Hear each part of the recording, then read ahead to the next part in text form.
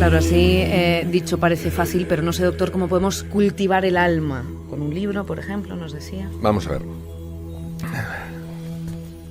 La parte que dedico al alma es una parte para mí de excepcional importancia, porque creo que gran parte de los problemas que arrastra nuestra sociedad es sencillamente por habernos apartado por completo o casi por completo de la espiritualidad.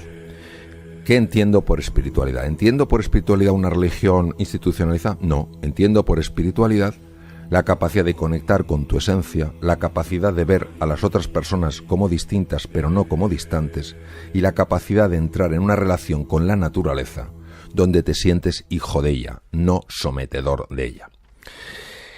El entrenamiento del alma en este sentido es el entrenamiento de esa musculatura que nos ayuda a reconectar con eso que para mí es sagrado. Un ser humano es sagrado, los demás son sagrados, la naturaleza es sagrada. La meditación lo que hace es silenciar ese ruido mental, esa jaula de grillos que tenemos en la cabeza. ¿Qué hace? Aunque no nos demos cuenta porque actúa muchas veces a nivel del inconsciente, hace que no nos queramos, que no queramos a los demás y que no queramos a la naturaleza. Por eso, entre los ejercicios que yo sugiero está el ejercicio de la gratitud. La gratitud ha sido muy estudiada, por ejemplo, en la Clínica Mayo, uno de los mejores hospitales del mundo, en Rochester, Minnesota, Estados Unidos. La gratitud, es decir, por la mañana antes de levantarse, cuando uno se acaba de despertar, pensar 5 personas o 5 cosas por las que te tienes que sentir agradecido. Eso se ha estudiado en múltiples investigaciones y se ve que tiene un impacto en el cuerpo. Por ejemplo, regulación de la tensión arterial en personas hipertensas, mejora del control de la glucosa en personas diabéticas. Dar paseos por la naturaleza, hay que salir al campo, respetar el campo, no tirar papeles en el campo, no tirar latas. El bosque no es indiferente a nuestros descuidos, a nuestra desidia. Luego, también la generosidad, es decir, no solo pensar qué puedo sacar yo de aquí, sino qué puedo poner aquí. La cordialidad, sobre todo con personas que tienen distinta forma de pensar, distinta cultura, distinta educación. ¿Por qué tienen que ser menores que yo? ¿O por qué tienen que ser mayores que yo? Somos iguales en este sentido. Entonces, esa cordialidad, esa empatía y desde luego la compasión, que la compasión no es la lástima, la compasión es el deseo real de poner esa empatía en acción. Es decir, ves a alguien que se siente solo, que se siente aislado, que se siente poco valorado y en lugar de decir, bueno, es su problema, tú haces algo, lo que puedas, donde estés, como puedas, para ayudar a esa persona a reducir su sufrimiento. He de recordar que ha habido sonrisas, lo digo en serio literalmente, que han evitado suicidios.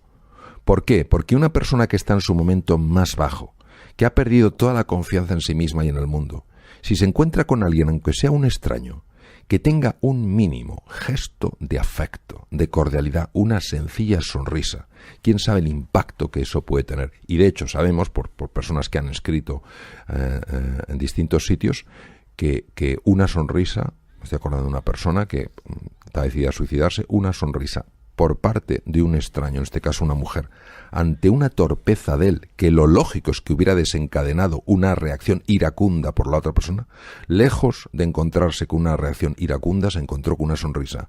Ese hombre decidió no suicidarse y escribió una carta a un periódico en Estados Unidos explicando su caso. Hay una frase que me ha llamado mucho la atención del libro, que es: si no puedes más, es cuando más tienes que poder. ¿Qué quieres indicar con eso?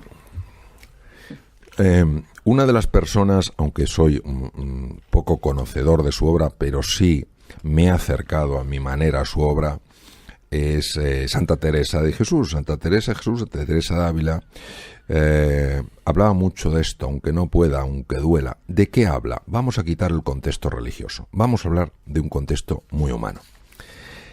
Nosotros no somos quienes creemos que somos. Los límites que padecemos y sufrimos en la vida no son límites que correspondan a nuestra naturaleza. Hay una estructura mental que es como una especie de software virulento que hace que nos veamos como no somos.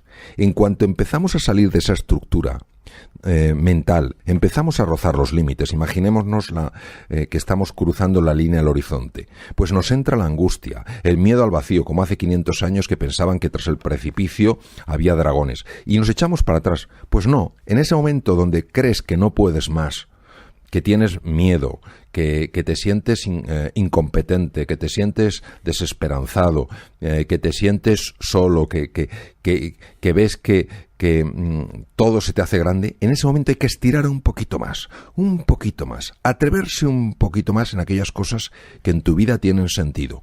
Porque al atreverte ocurre una cosa singular, que es que te das cuenta de que sí que se puede. Y entras en contacto con un mundo que está más allá del mundo mental y que es el mundo real. Y el mundo real es infinitamente más benévolo que el mundo mental. Y voy a poner un ejemplo. En una situación que no es nada fácil, que es la pérdida de un ser querido. Y una persona diría, por favor, el mundo real, a esta persona tan joven, yo hace poco perdí un queridísimo amigo, en nada, se nos fue nada. Dices tú, el mundo real, pero ¿cómo va a ser benévolo el mundo real? No. Nosotros no entendemos desde la mente el mundo real, no entendemos por qué gente tan extraordinaria se va tan pronto. Pero fijémonos lo que puede hacer el mundo mental. El mundo real ves una pérdida, duele, es difícil. Uno tiene que superar el proceso duelo. Pero imaginemos lo que puede hacer el mundo mental. ¿Por qué esta persona que era tan buena? ¿Por qué esta persona que era? ¿Por qué nos ha ido alguien que era más malo? ¿Por qué no sé qué tal cual? Y nos mete en una dinámica que, lejos de ayudarnos a recuperarnos de la pérdida, lo que nos llena es de frustración, de resentimiento contra la vida, de desesperanza, de sensación de que la vida es algo tan absolutamente incierto que nos supera. Por eso creo que todo acercamiento al mundo real, incluso con sus dificultades, nos va a ayudar a encontrar nuestros verdaderos límites, que desde luego son muchísimo más superior, o sea, muchísimo más, ¿cómo diría yo? Nos damos cuenta de que los límites que nos contienen no son reales en absoluto. Es decir, que el campo de juego que tenemos, el mundo de posibilidad y de oportunidad, es infinitamente superior al que creíamos. La clave para serenar la mente solo es una, en mi experiencia, que es el dominio de la atención, que no es el sometimiento a la atención, es el gobierno de la atención. Entonces, la atención hay que dirigirla a el presente. Cuando el circuito de la mente errante lo va a querer llevar al pasado en sus lamentaciones y al futuro en sus preocupaciones. ¿Qué es lo que está vivo aquí y ahora? Algo tan sencillo como las sensaciones de mi cuerpo. Sensaciones como puede ser pues lo que yo noto en la mano en este momento, lo que noto en el codo, o la respiración que noto que va haciendo que mi cuerpo se expanda y se retraiga. El simple hecho de llevar la atención unos minutos a esas sensaciones que expresan la existencia de un cuerpo que está vivo en el presente, tienen en sí la capacidad de reducir la actividad de la mente errante, del circuito neuronal por defecto, y activar el otro circuito. Si esto es tan fácil, si esto es tan sencillo, ¿por qué nadie lo hace? Porque desde el punto de vista de la mente condicionada, esto no tiene ningún sentido. Vamos a ver, estas prácticas tienen 2.500 años mínimo de haber existido. Ya en el Bhagavad Gita de hace 3.000 años ya se habla del problema de la mente, pero fue el príncipe Sakyamuni Gautama Siddhartha, el primer Buda, Sakyamuni Buda, el que descubrió que la mente es caótica, y cuando la mente es caótica genera todo tipo de problemas, y que la forma de serenar la mente era el dominio de la atención. ¿Cuál ha sido la dificultad? Porque esto no se ha incorporado antes y porque ahora el mindfulness hace furor en los hospitales, en Silicon Valley, en las escuelas, en las universidades. Porque claro, todo el mundo atribuía esto a algo muy esotérico, muy de la religión budista, poco tiene que ver conmigo, es otra cultura, a mí esto incluso me repele. No, la ciencia empezó a estudiarlo hace 30 años, una serie de pioneros, y dijeron, vamos a ver si esto tan sencillo como es poner la atención en el cuerpo, en la respiración, Tiene un impacto. Y yo personalmente, con uno de los pioneros en el mundo, Dr. Harry Benson, que fue profesor mío, estábamos en el hospital, en el Deaconess de Boston. Yo estaba en trasplante hepático en aquella época y él estaba en lo que estaba, que era cardiología. Y hablábamos en su despacho, yo había bajado de mi departamento, estaba en el suyo, y me decía, mira Mario, nosotros estamos aplicando esto en enfermos con patologías cardíacas que requieren cirugía.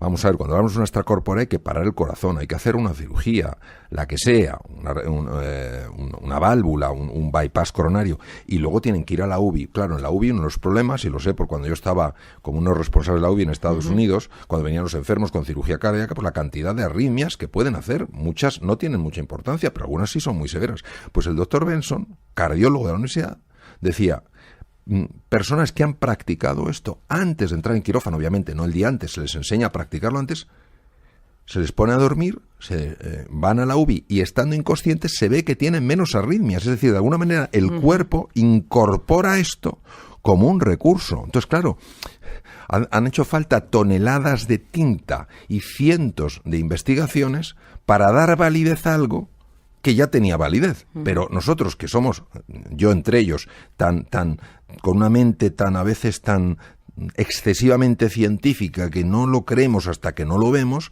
hemos necesitado mucha investigación científica para descubrir que efectivamente estas personas, los budistas, como también los padres cristianos del desierto en el siglo IV después de Cristo en Egipto, Siria, descubrieron que para estar bien en la vida hay que serenar la mente, y para serenar la mente hay un camino que es enfocar la atención. ¿Hasta qué punto nuestro pensamiento condiciona nuestra respuesta física en la vida?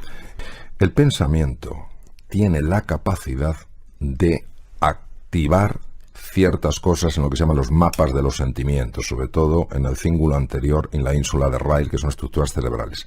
Y los sentimientos son capaces de activar procesos corporales a los que llamamos emociones. Es decir, si yo pienso que soy incapaz y le doy vueltas a que soy incapaz, pronto me sentiré incapaz. Fíjate que sentirse incapaz es mucho más devastador y duro que pensar que uno es incapaz. Pero el problema no es solo sentirse incapaz, es que llega un momento en el que eso, al afectar al cuerpo, hace que yo realmente sea incapaz. Nosotros no podemos cambiar los sentimientos de forma directa. No conozco ningún sistema, he dado bastantes vueltas, lo cual no quiere decir que no exista, no lo he encontrado, para cambiar directamente los sentimientos. Pero sí podemos cambiarlos indirectamente, cambiando la forma de pensar y cambiando la fisiología en nuestro cuerpo. Por eso, cuando una persona hace ejercicio físico, cuando una persona cuida el tiempo que duerme, etcétera, etcétera, empiezan a cambiar los sentimientos y empiezan a cambiar la forma de pensar. Todo está conectado, por eso para acceder al mundo de los sentimientos o accedes por el mundo del pensamiento o accedes por el mundo del cuerpo.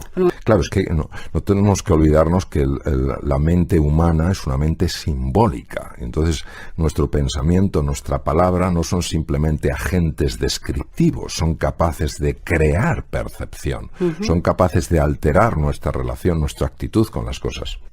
Hablemos también, si te parece, del estado de bienestar físico y de cómo contribuye tanto la nutrición como la salud física, como el entrenamiento a nuestro bienestar. ¿Qué sucede científicamente en nuestro cuerpo? ¿Por qué es tan importante realmente entrenarse? Hoy nosotros sabemos que la nutrición tiene un impacto directo, no indirecto, directo en el funcionamiento del cerebro y, por ejemplo, en la aparición o no aparición de cuadros de ansiedad y cuadros de depresión. Y en este caso sí es muy importante decir lo siguiente, porque hay una investigación aplastante en este sentido, que hay que tener muchísimo cuidado con el consumo excesivo de azúcar, sobre todo azúcar refinado, porque produce lo que se llama una resistencia a la insulina, y la resistencia a la insulina, que es una hormona que produce el páncreas, tiene muchas connotaciones muy negativas en el organismo.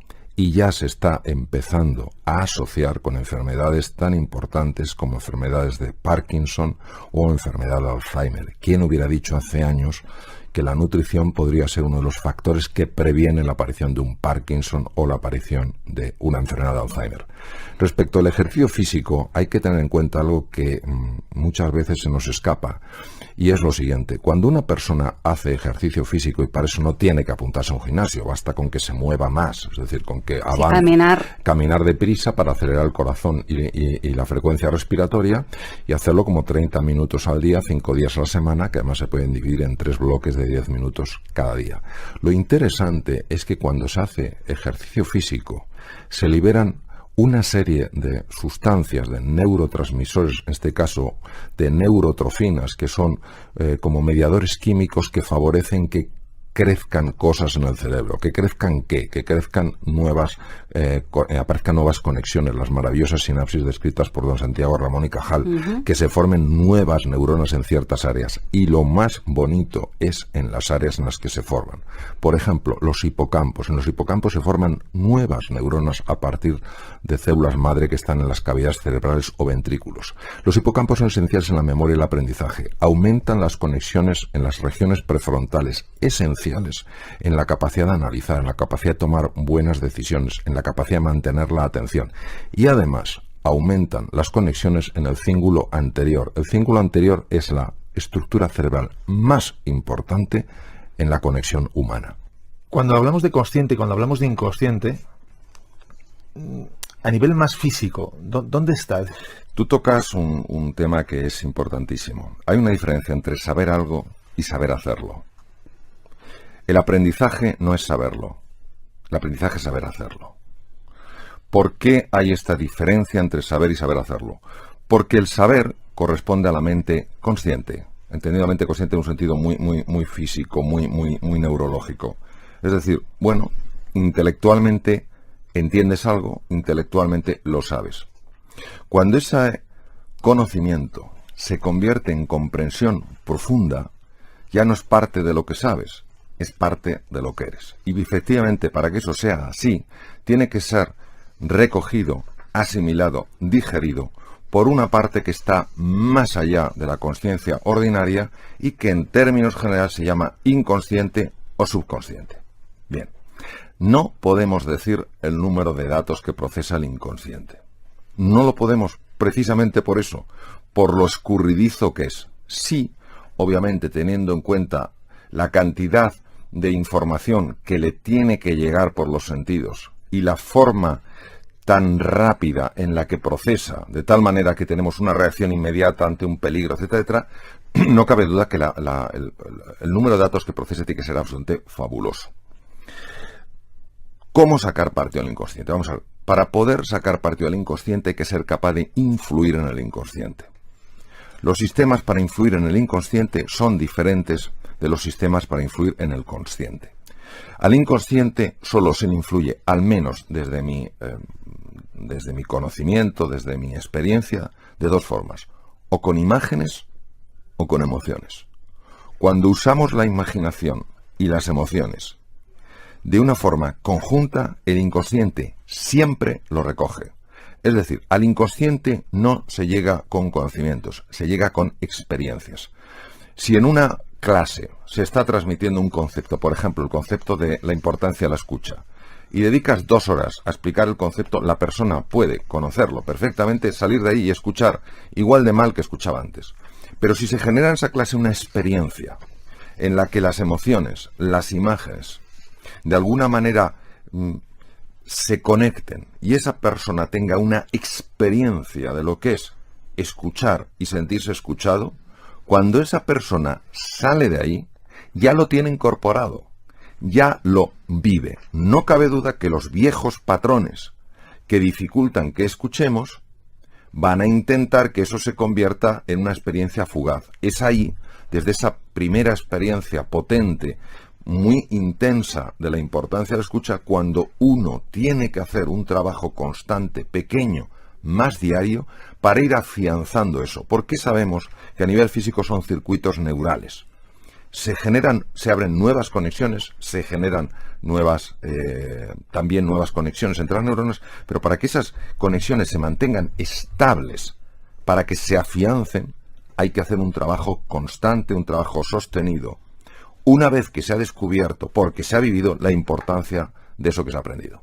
¿Cómo nosotros podemos reinventarnos? Nosotros podemos reinventarnos cuando tenemos algo que de forma profunda nos ilusiona, nos motiva, nos hace levantarnos por la mañana con ganas. cuando tenemos determinación, cuando estamos de verdad comprometidos con hacer realidad nuestro sueño y cuando somos pacientes. Y recuerdo que la paciencia no es aguantarse, sino adaptarse al ritmo natural de las cosas. En tu libro Reinventarse mencionas que para ayudar a mantener una buena atención es conveniente proporcionar al cerebro oxígeno, glucosa, creo. ¿Cómo y en qué dosis? Si es que puede hablarse de esto. El dominio de la atención puede ser incluso más importante que la inteligencia que una persona tenga. Saber concentrar la atención en lo relevante y alejarse de tontunas y de distracciones es lo que permite realmente que el aprendizaje tenga lugar. La atención hay varias formas de cultivarla. Es un entrenamiento diario. Una de las formas más potentes que se ha encontrado es lo que se llama mindfulness o atención plena. El mindfulness sencillamente es que tu atención deje de estar atrapada con esa jaula de grillos que son nuestros pensamientos automáticos y se concentre en una parte del cuerpo, la que sea, la respiración, la pierna, el dedo, lo que quieras. Este ejercicio de la atención es muy importante y ayuda muchísimo en la vida. Segundo tema es efectivamente el tema de la nutrición. Daré eso una pincelada por temas de tiempo. El cerebro solo puede consumir, salvo periodos de ayuno muy prolongado, que son rarísimos, solo puede consumir glucosa y oxígeno. La glucosa hay que dársela al cerebro de una forma continua, no a golpes, no tomarse 27 croissants por la mañana, no sé cuánto tal por la comida y tal la cena. Hay que comer entre 5 o 6 veces y fundamentalmente hidratos de carbono que liberen el azúcar de una forma progresiva, no en picos. Es decir, todo lo que sea integral, todo lo que sean vegetales, todo lo que sean frutas de bajo índice glicémico, véase manzanas, véase kiwis, véase naranjas, tienen la capacidad de mantener estable el nivel de glucosa y es muy importante. En tercer lugar, para mantener la atención es esencial dormir de forma constante un mínimo de 7 horas, entre 7 y 8 horas. El ideal son 8, los niños un poco más, 7 horas. Cuando baja el sueño, cuando reducimos las horas de sueño, supuestamente en beneficio de la eficacia, la atención baja radicalmente. Y hay otro punto que sí me gustaría añadir, con esto finalizar esta pincelada, el ejercicio físico. El ejercicio físico es muy importante porque mejora clarísimamente la atención. ¿Por qué? Porque, entre otras cosas, el ejercicio físico libera una hormona que se llama dopamina. La dopamina es producida por algunos núcleos, como el núcleo accumbens, y es fundamental no para prestar en un momento determinado la atención, sino para sostener la atención. Una de las claves del liderazgo, Mario, es la capacidad de comunicar. ¿Qué aporta la neurociencia a la hora de mejorar esa capacidad de comunicación? Bueno, la neurociencia, por ejemplo, aporta los descubrimientos de Rizzolatti y Fogaccia hace 12 años en la Universidad de Parma, las neuronas espejo. Es decir, vamos a ver, cuando nosotros comunicamos, no necesariamente conectamos. Comunicar no es conectar, lo importante no es comunicar, lo importante es conectar con el mundo de la otra persona. Entonces, nosotros mandamos dos tipos de mensajes. Uno es las palabras, que son interpretadas por el hemisferio izquierdo del cerebro de la otra persona. Y la otra es el tono emocional, el tono con el que pronunciamos esas palabras, los gestos, el movimiento de las manos. Eso se llama lenguaje no verbal. El lenguaje no verbal es procesado por el lado derecho del cerebro, por el hemisferio derecho. ¿Qué ocurre? Pues que la otra persona está sintiendo algo que va más allá de las palabras. Está sintiendo si realmente ella para nosotros es importante. Está sintiendo si ella puede confiar en nosotros o no. Si la respuesta a eso es que sí, que esa persona siente que para nosotros ella es importante y siente que se puede fiar en nosotros, entonces se produce un fenómeno llamado influencia. Y entonces estamos conectando. Pero si la persona en su interior siente que lo que nos importa es venderle el producto, no hacerle ver el beneficio que tiene para ella, o que tampoco se puede fiar para nosotros, podemos hablar lo que queramos. No llegaremos nunca. Muchas gracias. Gracias. Un placer. Gracias.